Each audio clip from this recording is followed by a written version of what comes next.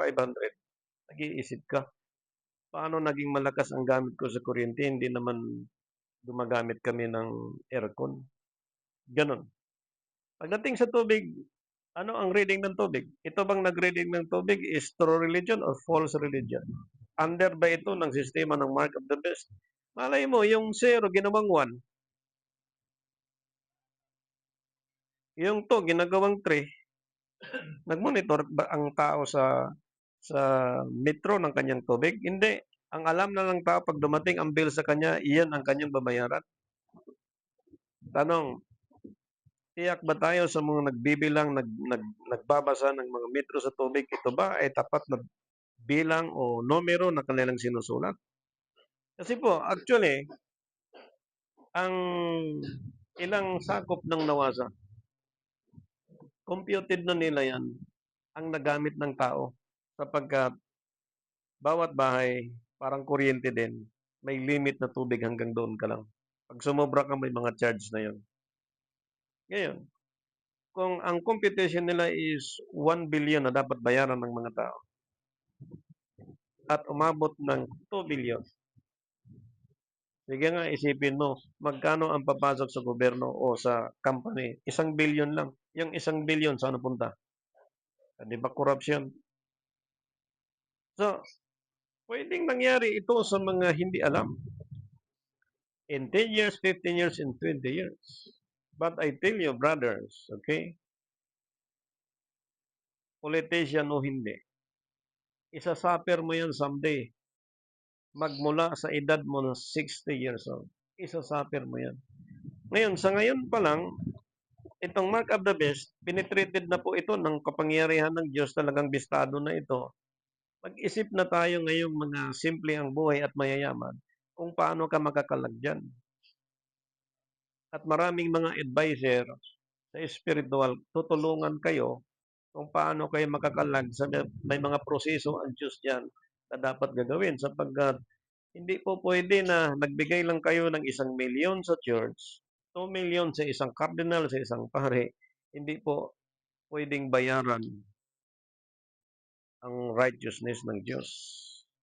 Kundi hindi rin pwedeng sunugin nyo ang perang nasa inyo. Hindi rin pwedeng itapon ang perang nasa inyo, kundi ang nasa inyo, gagamitin nyo rin yan kung paano nyo gamitin sa paglilingkod, sa tamang paglilingkod sa Diyos. Out of the system, from the mark of the beast. Pag sinabi nyo, okay lang to para sa aming family,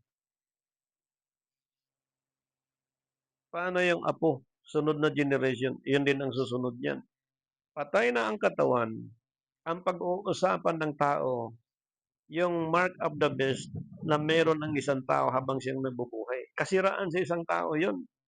Na dapat, pag pumikit ang mata, at next generation, pinag-uusapan yung pumikit na ito, ang masasabi mo lang, yung taong yan, kahit hirap yan, tinutulungan pa rin ako.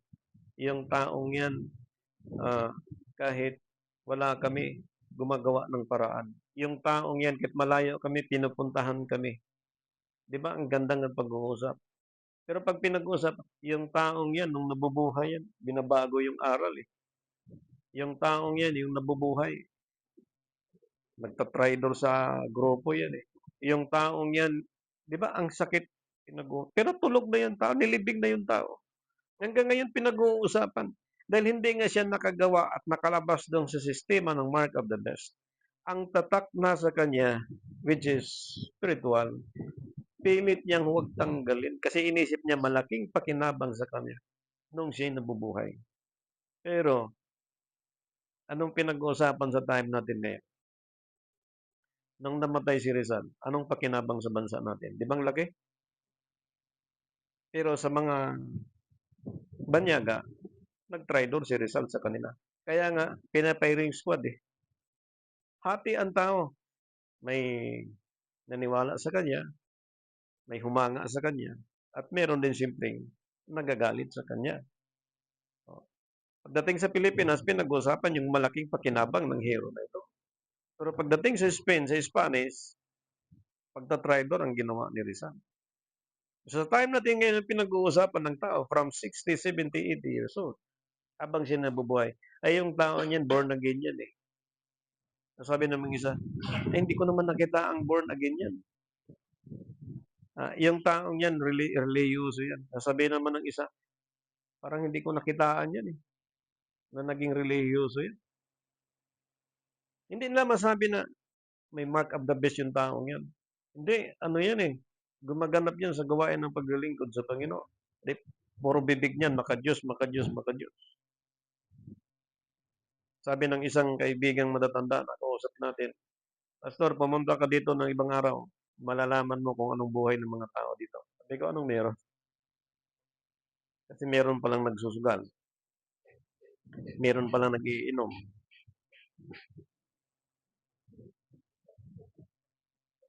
Meron pang sumasali sa sistema ng traditions of men. It is the system of mark of the beast. Kung profession pinag-uusapan, eh, wala tayong panalo sa profession. Pero kung pagsunod sa Diyos, mag-uusap tayo. At ito po ang sinasabi ng Revelation chapter 7 verse 3. Ito pong sinabi niya.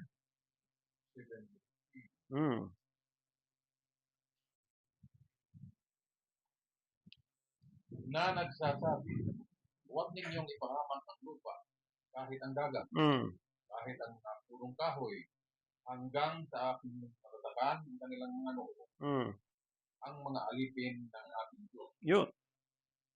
Praise the Lord. Dumating ang kaibigan mo, Sister Marlene, at delivery. Ako naman muna. Hindi pa makatayo. Praise the Lord. Merong true religion na katulad ng pinangawakan ng mga propeta at mga apostol, ipinakita sa Eskriptyo na kung manindigan ng tao, walang mawala sa iyo kung manindigan ka. Kung magpatuloy ang isang tao, base sa revelation binigay ng Diyos sa kanya, may promise ang Diyos doon sa tao. Yun. Kaya nagtaka ako from year 2000 hanggang 2005, na ang napun ako, bakit ang congregation na susunod hindi ang Diyos? Bakit nababago ang aral na instead ipagtanggol sapagkat ayon sa aking nasundan, kaya ang tao nagkaroon ng pasya sa isang desisyon dahil sa kahirapan. At yung kahirapang ito ang nagdala din sa isang paninindigan na magkaroon ng isang malawak na lugar para po mapagkitaan at magamit nila sa kanilang pangailangan tulad ng pagtatanim, prutas, palay, na nung inupuan na at nakita na ang pag-harvest, pagtakbo ng ilang panahon at mayroon ng sumibol ng mga generation, at dumating ang punto ng time na ako po ay nakapag-seminar ng maraming panahon, nakita ko bakit nabago, bakit binabago. At doon sa pagbabago na pinakita natin hanggang ngayon, ganun ka tindi na kahit may promise ang Diyos, doon sumunod sa Kanya, sumunod sa aral ng Diyos, ganun katindi pa na ang pagpasok ng mark of the beast kung paano na-control ang lahat ng tao at napasunod dito. Tulad ng anong sabat ng ating pong pananampalataya sa Diyos? Anong araw? Sa Roman Catholic, wala na po yan. Nang kadalasan natin nagpapairal ng 7th day of the week, 7 Adventist, mga Sabadista, araw ng Sabado. Na itong Sabado ay practice ng Jew. Na itong Sabado ay hindi kay Kristo. Ba't nasabi natin hindi kay Kristo? We have 3 kinds of Sabbath. Jew Sabbath, Christ Sabbath, and Believers Sabbath. Ang Sabbath ng Jew, tama sa panahon ng Old Testament. Ang Sabbath ni Kristo, tama sa panahon ng Believer Sabbath. Kaya yung 3 kinds of Sabbath sa time natin, hinanap kaya ng Scripture in chapter 2, verse 27, ginawa ang Sabat para sa tao. Sino itong mga taong ito? Ayan na. Sa time natin, Gentile tayo.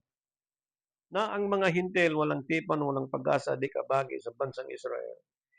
Na bago sila i-connect kay Abraham, dadaan sila kay Kristo. So, yung sinabi ng propesiya sa Daniel chapter 7 verse 25, nung binago nila ang panahon at kalahati ng panahon, yung weekly,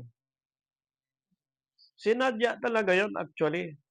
Para ang tao hindi makadaan ng gusto kay Kristo at umaasa na lang na mai-connect kay Abraham, pero hindi naman talaga kasi nga ang mark of the beast nakapenetrate sa mga tao yun. Nandyan yung ritual system. Okay? Nandyan yung paniniwala ng kinagisnan. Kahit bautismado na sa pangalan ng si Kristo, may anting-anting, may mga habak. Pag tinatanong mo, wala. Pero walang sino mang makapaglihim sa Diyos. Sapagkat lahat alam ng Diyos yan. Kapag ang isang tao may lihim, may tinatago, may habag, may hindi binabitawan, alam ng Diyos yan. And therefore, ang mark of the beast, markado siya kaagad yan. Ang markadong ito, sa panahon natin, inilantad na ang paglantad nito isang iniingatan natin sapagkat sa Revelation chapter 14 verse 7, tinitiyak po ng Scripture, ito po pagkasabi niya. Chapter 14 verse 5. At sa kani-kaniyang bibig ay walang masumpungang kasinungalingan. Sila ay mga walang lupa. Yung patunay na ito, doon sa ating pinag-uusapan, hindi siya malayo katulad sa Ephesians chapter 6 verse 5. Iugnay natin yung katulad po ng iisang direksyon na may ganun pong pananampalataya na ito ay nasa ilalim ng true religion. That is the mark of true religion. Another one, Ephesians chapter 6 verse 5. Mga alipin, magsitalima kayo sa mga yaong ayon sa laman ay inyong mga Panginoon. Yun. Na may takot at pag-iinip sa katapatan ng inyong puso na gaya ng kay Kristo. Sino bang sinusundan ng lahat ng Christianity? Di umano? Di ba si Jesus Christ lang? Kaya tinawag na Christian sapagkat yung name ng Christianity from Christ. So, Christ is the anointed one and the image one. So, pag sinabing Christian o Roman Catholic Christian, titiyakin natin na nakakunik ito sa larawan ng Diyos, na itong larawan ng Diyos ni bibig, ni kasinungalingan, hindi nasumpungan. Hindi yung kung saan kukuha. Sino nagbigay siya ng anting-anting? Si Lolo. Yung lolo mo ba, born again? Hindi. Sino nagbigay siya ng anting-anting? Si Tiyo. Yung tiyo mo ba, hindi lasinggo? Hindi. Umiinom din. Doon kumukuha ng puwersa.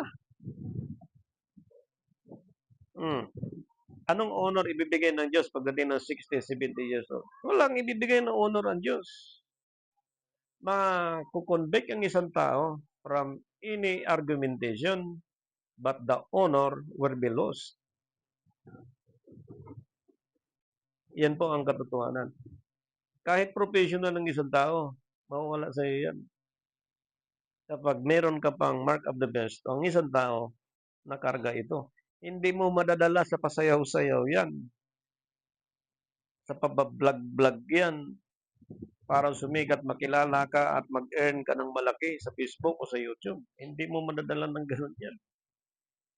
Kahit ngayon sa mga bilyonaryo, trilyonaryo, hindi yan makapagdagdag ng honor sa isang tao kapag ang isang tao ay under ng mark of the beast system. Kaya pag sinabing true religion, tiyakin mo ang first month of the year. Pag sinabi mong nabilong ka sa true religion, tiyakin mo ang first day of the week, tiyakin mo ang seventh day of the week. Huwag mong iisipin na meron naman akong 10 truck, meron naman akong pondong tira dito. Ito ang free sa akin. Sabi ng Biblia, Anong tatalian sa lupa? Tatalian sa langit. Anong kakalagan sa langit? Kakalagan sa lupa. O, mga brothers, pagkaisahan natin to. Anong dapat pagkaisahan? Yung mali, yung tama. Maraming ngayong nagkaisa sa sistema ng Mark of the Beast na inisip nila tama. Ang Diyos, kaligayahin mo na ang isang tao sa gusto niya, hayaan ka muna. One day, magugulat ng isang tao. Ngayon, ang message ng tao, hayaan mo pag namatay, libing sa papuntang kaluluwa. Wala akong pakialam sa kanya. Kanyang kaluluwa naman yun. Hindi. Pag ganyan ang mentality ng isang tao, another, kasunod ang taong yun. Tayo, pinanganak sa mundong ito para hindi magiging magpailalim sa Mark of the Beast. Ang Mark of the Beast, anong trabaho sa mundong ito? Para ipakita ng Diyos na ang dilim na dapat ang tao hindi manatili doon. Ngayon, pag nalaman mo na ang sistema ng dilim sapagkat God create darkness and light, lalabas ka ngayon sa sistema ng dilim. Pag nasa panig ka ng liwanag, gumanda ka, titingnan ka ngayon kung talagang nagliwanag ka. Pag hindi, banda ang tao. Nagliwanag ba ngayon ang Roman Catholic? Nagliwanag ba ngayon ang mga born-again Christian? Nagliwanag ba ngayon mga Trinitarian? Iisa lang naman ang lumabas sa Roman Catholic ang sikat. Alam natin, Martin Luther. And hopefully, ang Pope, lalabas yan. Natuklasan niya ang katotohanan. Magkanong mawala sa iyo pagka hindi ka na leader ng simbahan? Ang laki. Pero hindi niya inahabol ang kanyang pakinabang, inahabol niya yung kanyang kaluluwa. Naharap siya sa Diyos sapagkat ayon sa Korinto, lahat ng tao ay harap sa hukuman ng Diyos. May takot ang Pope. Hindi niya lintana kung ilang kardinal ang magalit sa kanya't pari. Sa ating panahon, kailangan pa ba may leader na kumalas para sumunod ang tao? Individually. Wake up, church. Lahat tayo. Evangelism, encouragement. Kaya dito ipinakita kung ano po ang gagawin ng Diyos at ang laki ng kaso ng buong daigdig. At ito ang sinulat ng 2 Chronicle chapter 7. Start tayo sa verse 13. 2 Chronicle chapter 7 verse 13. Kung aking sarhan ang langit, ano pat, huwag magkaroon ng ulan. O aking utusan ang balang na lamunin ang lupain.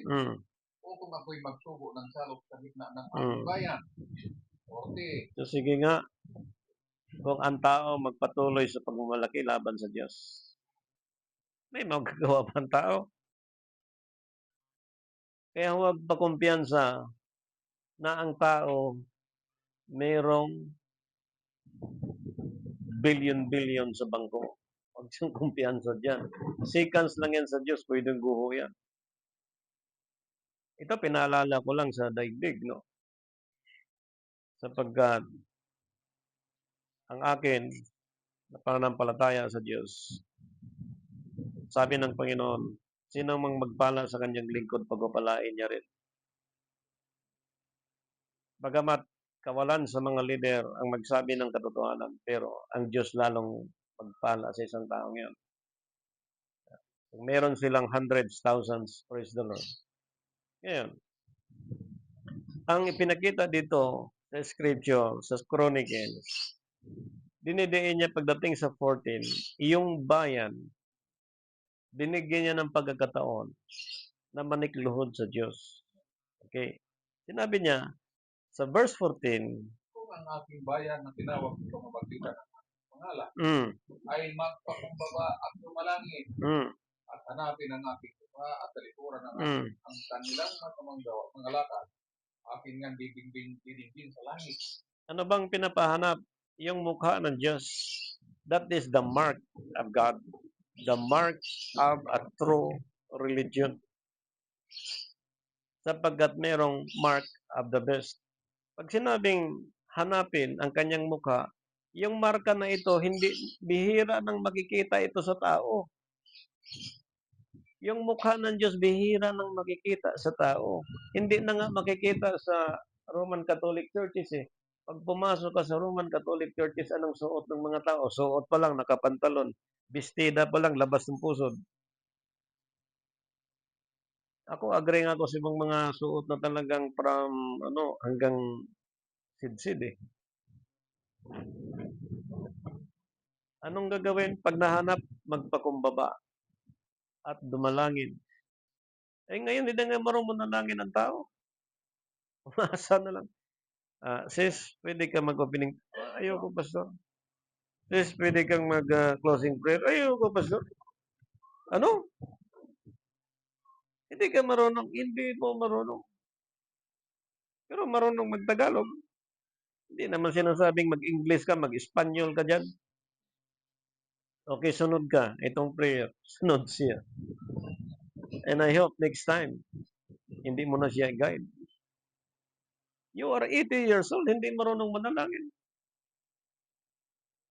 Ilang pastor ang naging kaibigan nun? Ba't hindi tinuturuan ang mag-pray? Bago tayo pumasok, meron mga 3 or 4 years na naging attenders. Hindi marunong manalangin. Hindi sa profession yan. Sabi ko sa isang kaibigan kong American citizen, ano nangyari nung ikaw ay may kasamang mga pastor? Gulat nga ako, yung pera ko dito, kinukuha. Yung mga sapatos ko. Bakit? Ano nangyari? Ganito eh. May mga pastor sila eh. Tapos, nagkaanak kayo na, kasal na ba kayo ng asawa mo? Hindi. Ano ang ginawa sa iyo? Wala lang. Ang hinahanap lang sa kanya, yung kanyang pera lang. Minsan sinasabi na sa ating sister, may pera akong marami dyan, ikaw lang pagsabihan ko. Namatay na. Inaalok ako minsan, pagawa natin yan, kung may bigod. Ayokong ang sistema ng Mark of the Beast, alokin ako na may masaktang damdamin. Ang iniisip ko, if you are true religion, ang plano mo para sa lahat tulad sa plano ng Diyos.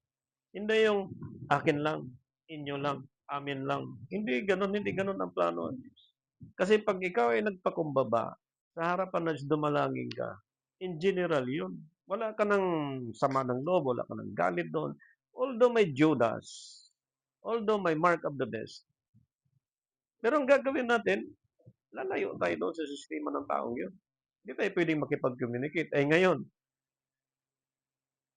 parang wala lang. Di ba? Pero hindi ganun. Kaya itong pinakita ng scripture sa binasa natin doon sa Chronicle, ang bayan kailangan hanapin ang mukha ng Diyos. Saan makikita ang mukha ng Diyos? Pag malinis ang puso mo, kita mo ang Diyos. Ibig sabihin, pag marami ang puso ng tao, may mark of the beast, hindi niya kita ang Diyos. Sa mata, makita natin ang lahat ng tao, kasalubong natin. Pero sa spiritual, di mo makita. Kasi ngayon, kapag nagkaedad ka sa edad ko kasi noon ng mga 12 years old, pag may nakasalubong akong edad ng mga 60, 70, talagang galang na galang talaga ako niyan. Ewan ko ngayon, kung kayo naka-obserba, may mga 60, 70, hindi na ginagalang ng tao. Kasi nga, yung sistema ng Mark of the Beast, nandoon na. Nakapenetrate niya, naipamuhay na. Ang hirap ng tanggalin yan. Ngunit binanggit sa Biblia, pag ang bayan nagpakumbaba at dumalangin sa Diyos, patatawarin siya at pagagalingin yung lupain. Ibig sabihin, ang panahon natin, kung pag-uusapan ang prosperity, time na dapat. Pero ang nangyari sa atin, tingnan mo, senior citizen, ang batas pag 60 ka, dapat mag-pension ka. Dapat ano ka na. Pero ngayon, ang sistema pila-pila. Pag may namatay daw, papalit yung isa. Merong iba ngayon, 5 years, 7 years, hindi pa nga nakakunik sa senior, hindi pa nga ako nakakuha. Kasi pila-pila. Ewan ko lang kung may palakasan dyan. Pero may pera ang gobyerno. Sabi nila, mahirap ng Pilipinas, walang pera ang gobyerno. Wala. Nilantad ngayon ang mga sistema ng sindikato, korupsyon. Ang laki ng pera pala ng gobyerno. So wala ang dapat i-reason ang mayor, ang kapitan, ang sino man na i-delay ang pensyon ng mga matatanda. Ayon sa batas, 60 years old. Eh bakit marami ngayong 60 na hindi nakatanggap ng pensyon at pinahirapan pang magpila-pila? Ano kaya? May mark of the beast system? Ngayon, kapag ikaw mayor, barangay captain, mag-ingat ka, matakot ka, sapagkat sa edad mo ngayon na 60, 70, sikat ka ngayon, baka pagdating ng end of the day, puro kasira ng pag-uusapan sa'yo. Si mayor, nung mayor na, walang kwenta yun. Yung mayor na yun, yung dating, walang kwenta yun. Huwag nawang mangyari yan. Let us arrange again for the new one na tayo makasunod doon sa mark of a true religion, which is our Lord Jesus Christ. So, doon sa scripture, makikita natin sa Chronicle, sa sunod na verses, verse 15. Pagkatapos na siyang pinatawad ng Diyos, pagkatapos na siyang pagpalain ng Diyos, ito pa rin ang ginagawa. Okay, tuloy. Ngayon, aking mga mata ay ididilat at aking pakinig ay makikinig sa dalangin ng mga gagawin sa dagat. Yan. Yan ha. Yung mga taong nagpakumbaba sa Diyos, dumalangin. Okay? Napakasarap nun pag ikaw pinagpipray ng mga taong yun na malinis ang puso, no? Ito ngayon ang gagawin ng Diyos sa mga dumadalangin sa Kanya. Okay? Idudulog ngayon sa Diyos ngayon yan. Kaya mahirap magdulog sa Diyos. Okay? Na hindi ka tiyak doon sa idudulog mo. Ako minsan, sabi ko, Lord, i-guide mo ako paano. Sapagkat minsan, dulog lang ako ng dulog. Yung pala, mali. Eh kung may gano'n na siyang sitwasyon sa buhay, hindi ko na maawat eh. Yun na yun eh. Pinagpipray, dinudulog mo na sa Diyos yun eh. Doon sa scripture, tuloy. Sapagkat kayo'y aming pinili at itinalaga ang bahay na ito. Yes. Upang ang aking pangalan na dumuo magpakailanman. Yun. Okay, tuloy. At ang aking mga mata at ang aking puso, duruong palagi. Yun. Tuloy. At tungkol sa iyo, kung ikaw ay lalakad sa harap ko gaya ng nilakad ni David, na iyong ama, at iyong gawin ang ayon sa lahat ng aking ipamuto sa iyo, at iyong ingatan ang aking mga palatuntunan at ang aking mga panggilan, itin, akin ngang itatatag ang luklukan ng iyong kaharian ayon sa aking itinipan kay David na iyong ama. Anong iniingatan dapat? Palatuntunan at kautusan. Yung pagbago ng panahon at kalahati ng isang panahon, ang tuntunin ng Diyos, sira kaagad yun. Ngayon, ang sabi ng Chronicle, sapagkat si David ang unang tinawag ng hari bago ang kanyang anak, ipinakita po ang promise ng Diyos kung paano tinupad ng Diyos ang promise niya kay King David. At ang katuparan ngayon, sapagkat nabagsak ang karya ni David, itatayo ngayon ni Kristo. Itatayo niya ngayon yung karyang nabagsak ayon doon sa paliwanag ng mga apostol na itong pairali nito ay sincerity, guilelessness, at yung true religion ang pairali nito. Walang ritual, walang pamahiin, kundi liban lang sa tayo ng church sa 16-18 ng Mateo na ni hadis ng kamatayan ay hindi magsipanaig. Ngayon, ang kaso ng buong daigdig, ang pagsunod sa pagbago ng panahon.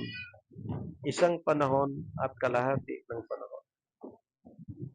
At dahil dito, naapektuhan ang mga kautusan at palatuntunan ng Diyos. Yun lang ang pinaingatan ng Diyos. Sapagkat itong palatuntunan magmula sa kautusan at hindi masunod ng tao ang 10 utos, naging tuntunin ngayon through Jesus Christ. Kasi kung walang Jesus Christ, lahat po impyerno. But through Jesus Christ, ang 10 utos na hindi masunod, mula sa kanyang ordinansa na mula sa Diyos, through Jesus Christ, masundan ngayon ng tao. Kaya, niregulate niya ng maayos ito through Virgin Mary, pinadala si Gabriel. para po doon mag-start ang mechanism ng pananampalataya ng tao. Pag gumamit ka ng weekly, gumamit ka ng pizza, gumamit ka ng buwan, si Kristo magbigay ng guide. Tinago ngayon yan. Dahil sa pagbago ng panahon at kalahati ng isang panahon. Lingguhang pagsamba, mali. Taonang paglilingkod, mga festival, puro mali na. Wala na sa pizza, wala na sa buwan. Ang tanong, ang sagot sa atin, yun ba'y sa Diyos? Ang sagot sa atin, oo. Bakit ganun buwan kayo nag-celebrate? Hindi, yan ang sa Israel eh. Anong meron sa Israel? If we talk original calendar, ang gamit po is Hebrew. Ang Hebrew calendar hindi gumagamit ng 30-31 calendar, kundi 28 calendar based on the scripture. Ngayon, itong 365 days sa loob ng isang taon, laban sa 336 days sa loob ng isang taon sa 28 calendar, ang 29 days every year, pag kinompute nyo ngayon kahit grade 6 ka lang, ang laki ng dagdag. Halos taon at maraming taon ang dagdag. So paano pa tayo makarecover niyan? Marami pa ngayong mga pastor sinundan yung dagdag bawas na yan. Bawal na nga. Bakit nangyari? Because they are penetrated by the mark of the beast. Hayop ang tawag yan. Kaya sa atin, pagka mayroong mga away, marinig ko, sabi doon, hayop ka. Sabi ko, biblical yan. Beast yun. Hayop yun. Pero hindi natin pwedeng i-practice na sabihin natin ganito. Sapagkat yes, ang mga true religion kasi, hindi sila gumagamit ng mga words na masama. Bawal. Narinig natin, pero huwag siyang gayahin at tularin ang siyang lingwahe na sabihin o tawagan mong isang tao na ganitong paggamit ng termino. Wrong. Kasi ang true religion, yung gilis na tinatawag sa Biblia, which is righteous, ang pattern si Jesus Christ.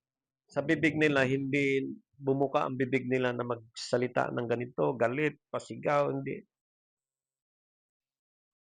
Dati pwede, yung as a Gentile before, na meron tayong mark of the beast, talagang bit-bit dati, murahan, sigawan. Kaya sa atin dati, sanlibutan pa lang tayo. Ayan, Sister Marlene. Ewan ko, bakit nabubuhay pa tayo? Mga kalaban, mga mayayaman. Ibaba mo yung fuse box na mga mayaman nag-basketball sa covered court. Walang lumapit. Tayo maliit lang, pero anong cover ng Diyos na bakit hindi nangyari yun? Ang ibig ko sabihin, pagka may calling ka sa Diyos, iingatan ka in the whole year kung kailan ka sinimulang tinawag sa Diyos. And then, kapag ikaw ay tinawag na ng Diyos at naglingkod ka na sa Kanya, yung full covering ibibigay na sa iyo. May promise kayo na binasa natin. And then, sikapin mo na makalabas ka sa sistema ng mark of the beast. Kung anong meron, ikaw nakakalam eh. Kapag ang bibig natin may mark of the beast, subukan mo ng tahiin. Pag ang isip mo may mark of the beast, kontrolin mo na. Pag ang kaisipan natin masyadong may mark of the beast system, awat-awatin mo na. Kasi ang mark of the beast, penetrated na po yan. Actually, may kaugalian ang tao na tinatawag masama at mabuti. Pero tayo masama dati, pero binago tayo ng Diyos. Pero may tao talagang destinated, anak ng kapahamakan. Meron talaga yun, mga kapatid. And hopefully, sa grupo natin, sa mga kapatiran natin, na dati mga masama, katulad natin, binago tayo ng Diyos, na yung sistema ng mark of the beast, sinikap natin sa tulong ng Diyos na matanggal yun. At doon sa kaso, magmula pa sa Israel hanggang sa time natin, pinakita sa talata kanina. Tuloy mo, Pastor, doon sa talata sa 2 Chronicles chapter 7, verse 16 o 15. Anong verse na? Verse? Okay, tuloy natin doon. Verse 18. Okay? Anong pagkasabi ng Diyos po doon? Akin niyang itatatag ang luklukan ng iyong kaharian. Yan ang promise ng Diyos. Aking tinipan kay David na iyong ama na sinasabi, hindi magkukulang sa iyong nang lalaki na magkukulong. Yes, praise the Lord. Tuloy. Ngunit, kung kayo'y magsisihiwalay at iiwanan ninyo ang aking mga palatuntunan, Yun. at aking naiutos na ang aking inilagay sa harap ninyo at magsisiyaon at magsisipaglingkod sa ibang mga Diyos at magsisisamba sa kanila. Ano sabi? Pag nagsihiwalay at magsisamba sa kanila sa ibang mga Diyos, tuloy. Verse 20. Akin niyang bubunutin sila sa ating lupain na aking ibigay sa kanila. So, stop worshiping idols. Nag-declare na ang leader ng Roman Catholic, yung pinapractice na kinagisnan, pinapatanggal na. Huwag nang i-worship si Mary. Huwag nang i-worship si Fatima. Mga kinikilalang mga birhen di umano na nag-worship ang mga tao na bawat bahay, liban sa mga hindi naniniwala, may mga ribulto. Ngayon, sabi ng scripture, kapag ang tao nagpatuloy doon, ang sabi ng Diyos, aking bubunutin. Ngayon, bakit maraming criminal at mga drug addict sa panahon natin? Sabi nga ng ating mga kaibigan, ang daming klaseng addict. Addict sa droga, addict sa sugal, addict sa alak, addict sa pagiging chismosa, addict sa pagiging sugaron. Lahat ng klaseng addict. Pag tiningnan mo, ang definition ng addict, katulad siya ng isang naggumon sa isang bisyo. Tayo naman, as a true religion, tayo ay naggumon sa salita ng Diyos. Pag naggumon ka sa salita ng Diyos, ang addict sa sanlibutan, sugal, wala yon. Ikaw ang pinakamatinding naggumon sa salita ng Diyos. Pangit lang salitang addict. Lalaban ang addict sa alak, sa addict ng salita ng Diyos. Anong obra niya? Lalaban ang mga addict sa sanlibutan sa addict sa paglilingkod sa Diyos. Hindi obra.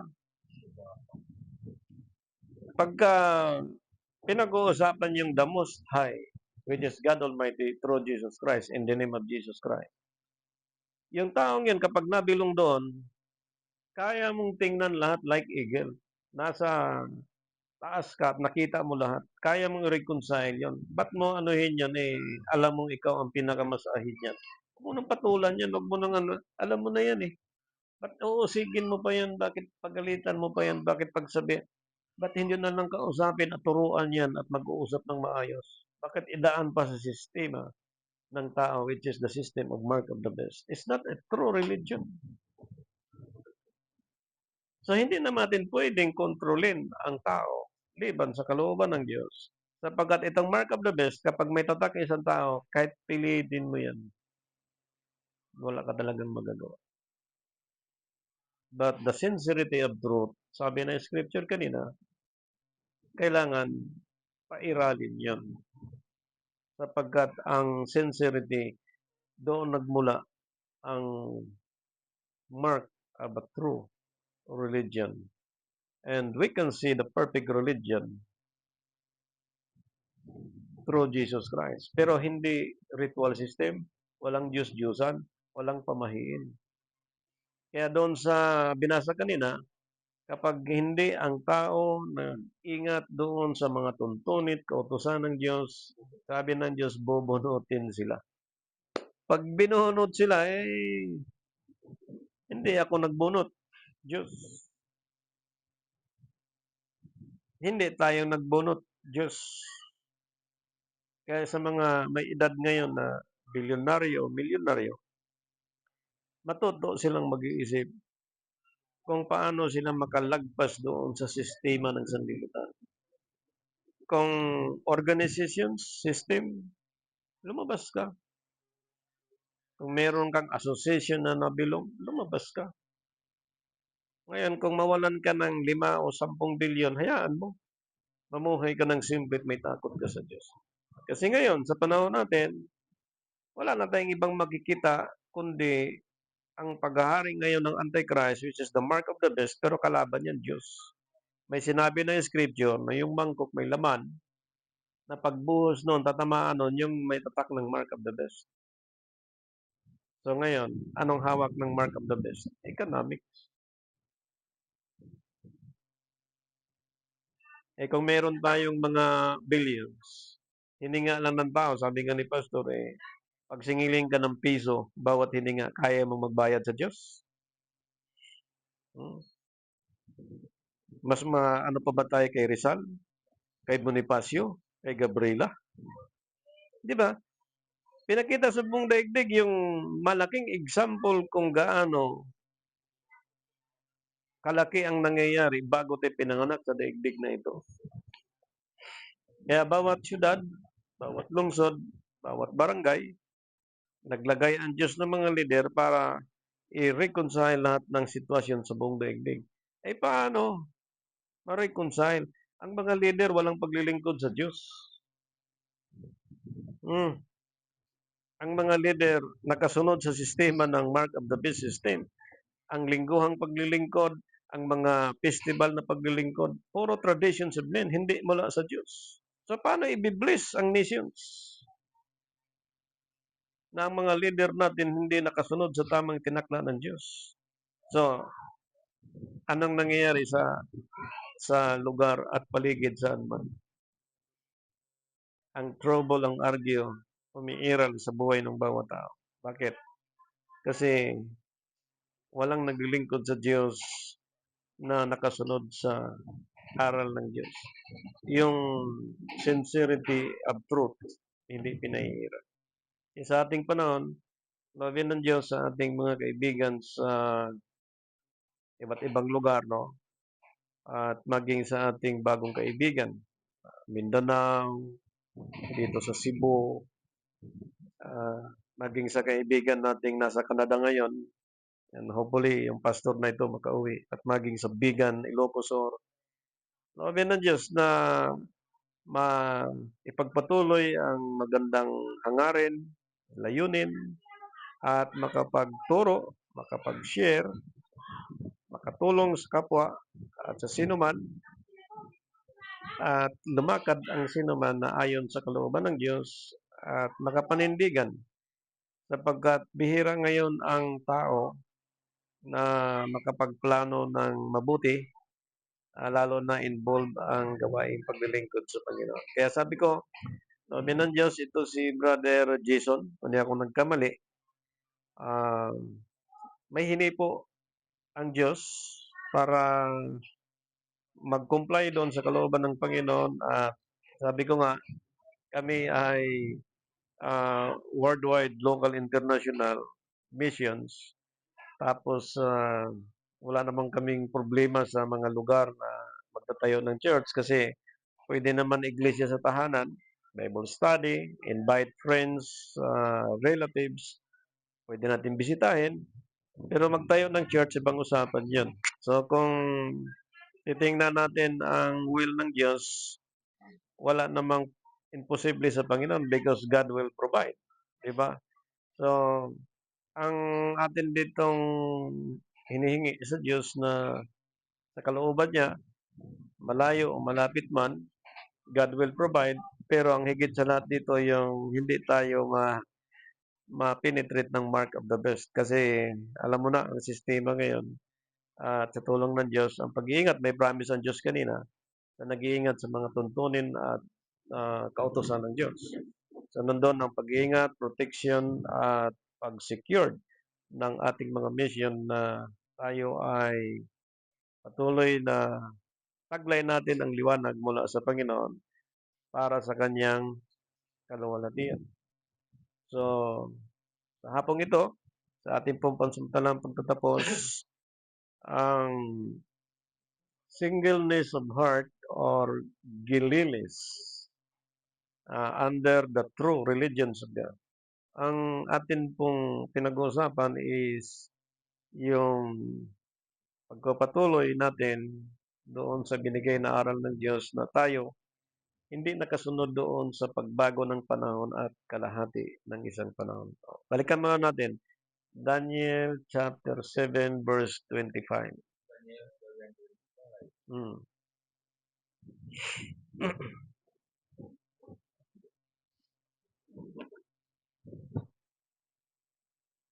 At siya'y magbabadya ng mga sadga laban sa kataas-taasan.